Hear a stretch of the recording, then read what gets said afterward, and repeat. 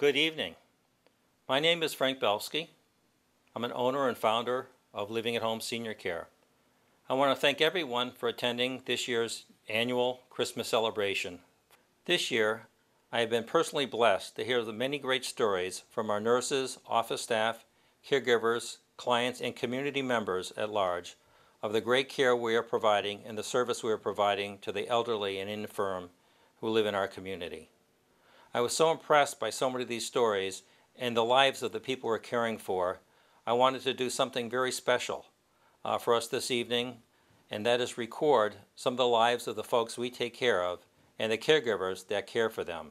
We have selected a small sample of the 100 patient clients we care for on a regular basis to share their stories with us tonight and the impact our services have had upon them, enabling them to stay at home for as long as possible. For that, I want to thank them, and I want to thank all our caregivers who agreed to participate as well.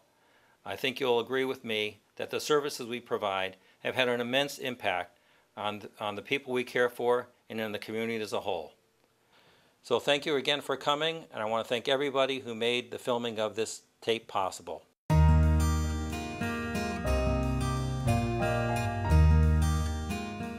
I was born in White Plains, New York, on May 22nd, 1917, and I'm 95 years old.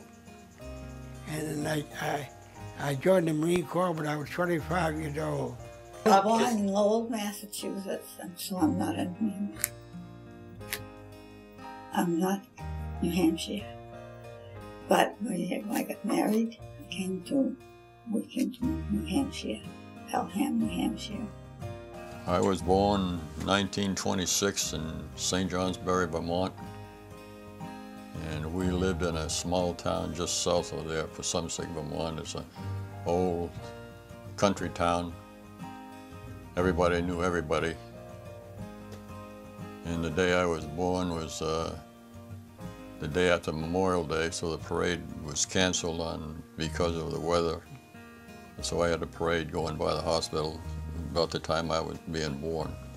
I was born in Proctor, Vermont, grew up on a farm in Brandon, Vermont, and I had the best childhood anyone would ever want to have.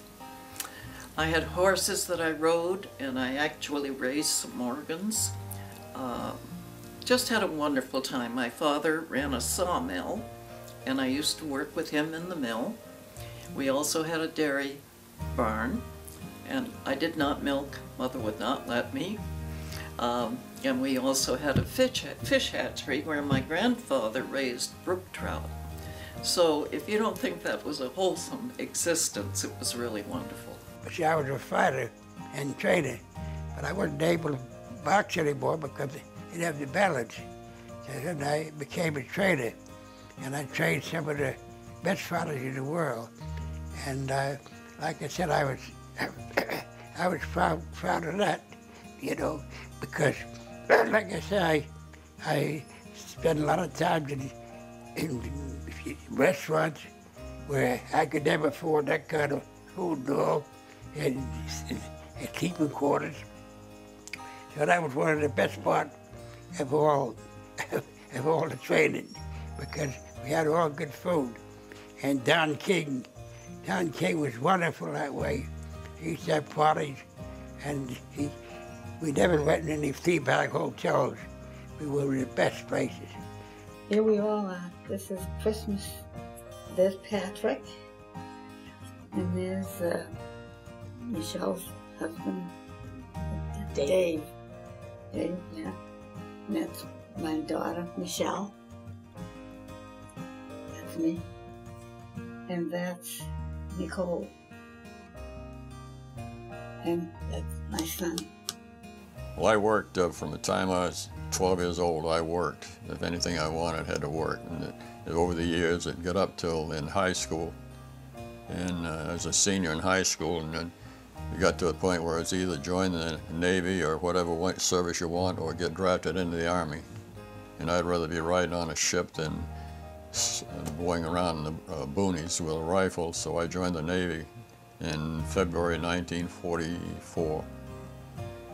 And I was in for 2 years, about 2.5 years. And I went through service school, and I got a high enough grade so they offered me my choice of duty.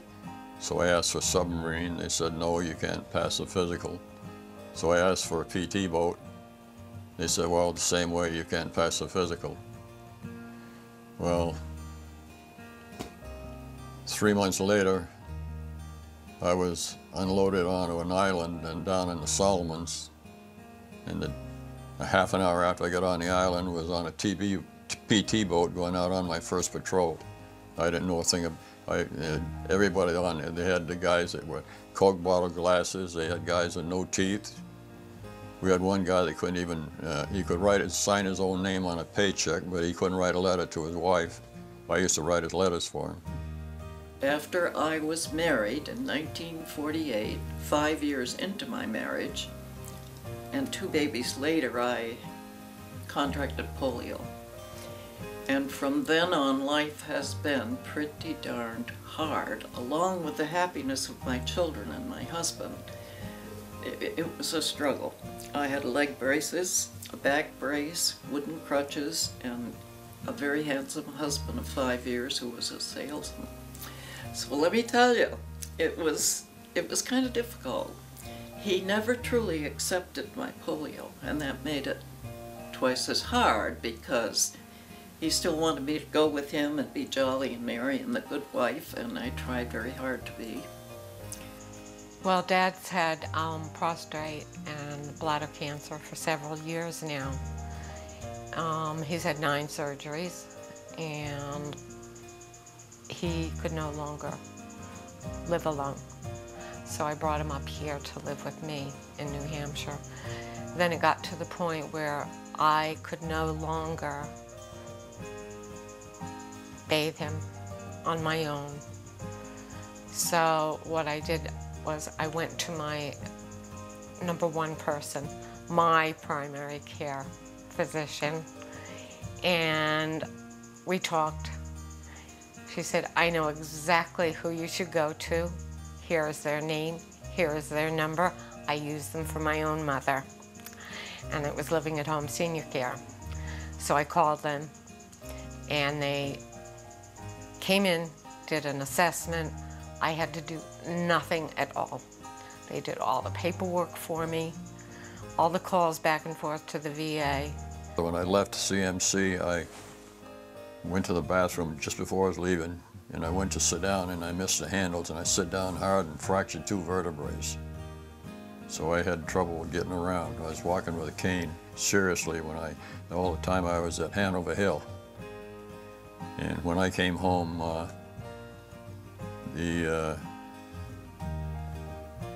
think Medicare paid for it.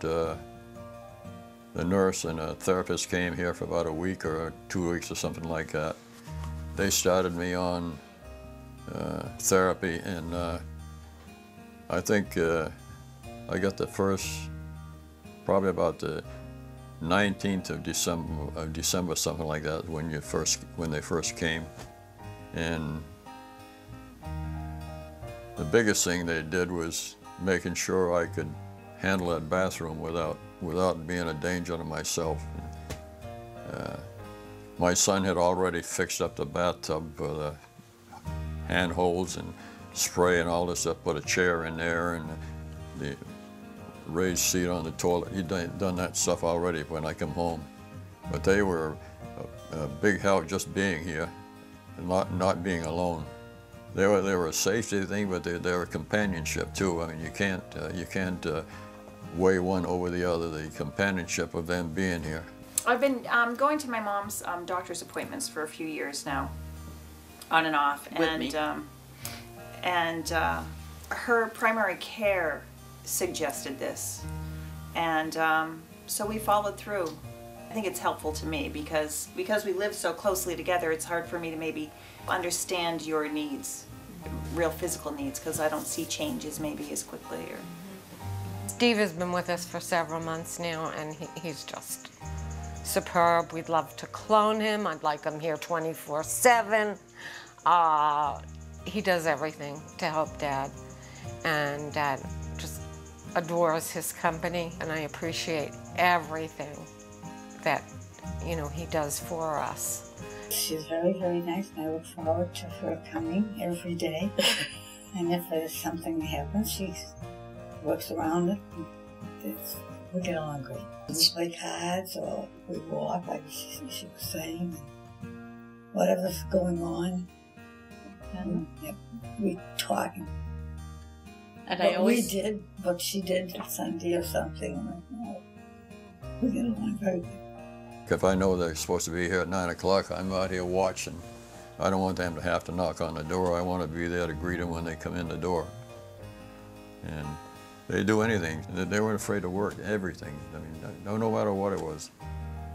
And then again, if we find nothing else to do, there's always a Scrabble game. And they're good at it.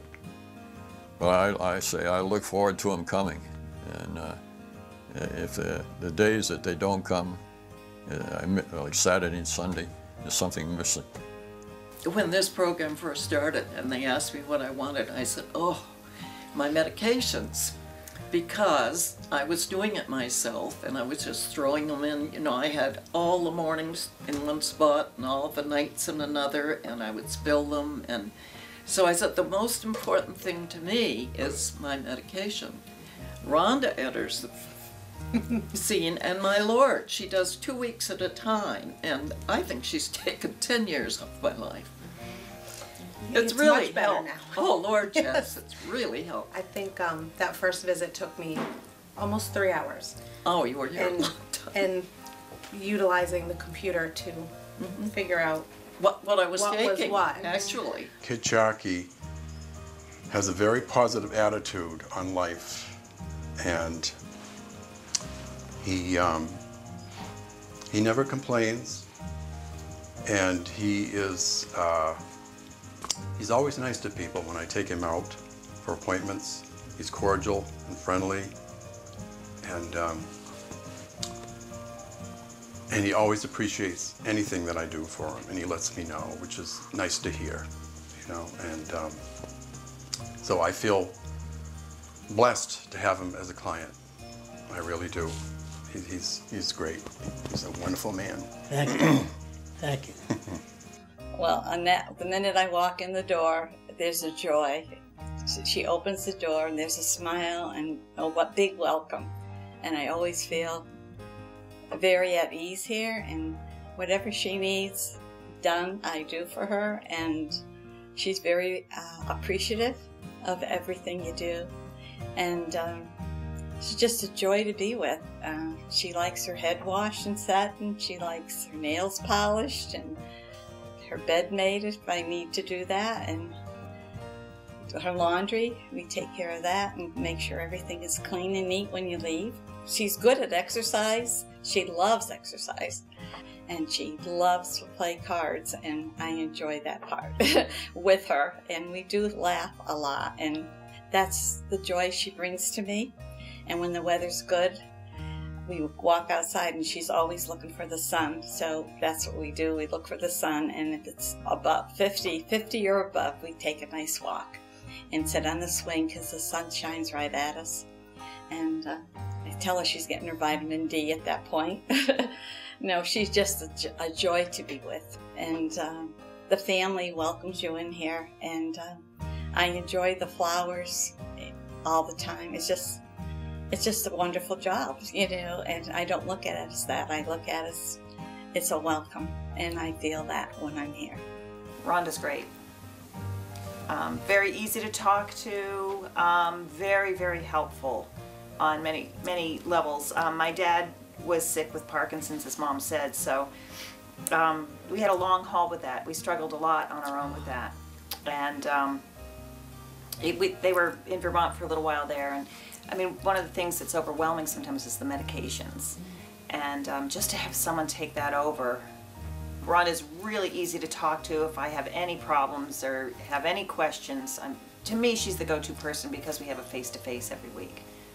So she's been very, very helpful. Seeing the change from when I first started with you to now, as I had said earlier, when I first came in, I was told you used to paint, and she used to do this and used to do that, and now she's starting to do all those things again, and I think it's remarkable. It's remarkable. I know, it's for her excitement that sort of makes me excited. The first time that I came here, he just came out from the rehab, from the Hanover. He's on Hanover. Hanover Hill. Hanover Hill, and he was so fragile. He was like, I don't know what to do with him, but the talking, and then showing that we're here for him, and the cooking, that was really, it really helps him. We start talking about cooking, and then we go out and he'll do grocery shopping.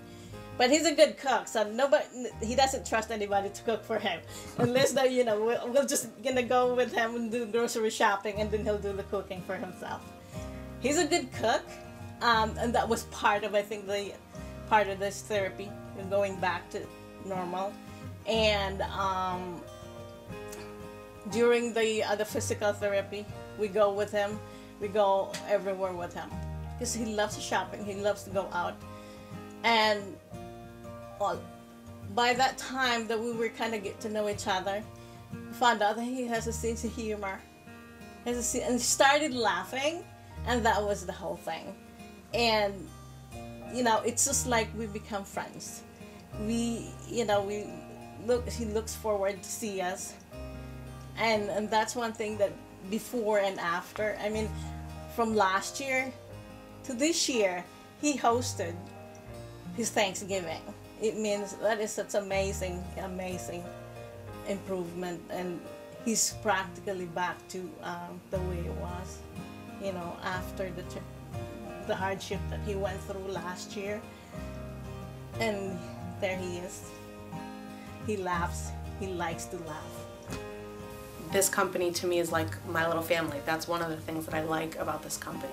I think that we all have a sense of family, and we all do this for our clients, not for ourselves, not for what we get out of it, for them, what they get out of it, how we can help them, maintaining their independence. And it goes from scheduler to billing and payroll ladies to caregivers to us nurses to the owner of the company.